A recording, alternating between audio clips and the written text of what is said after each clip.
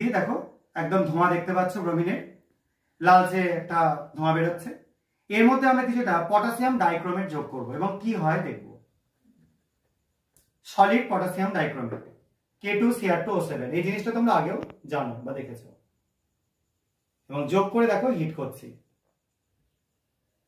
দেখতে পাচ্ছ একদম লালচে বাদামি বর্ণের একটা ভেপার উঠতে শুরু করেছে।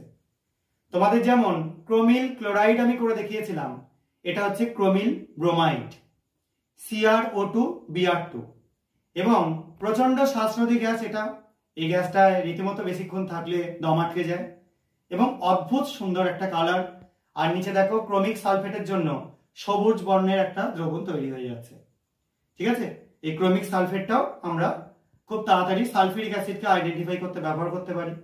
এবং এই যে সুন্দর একটা ভেপার উঠছে লালচে বাদামি কালারের, এটা ক্রোমিল ব্রোমাইড।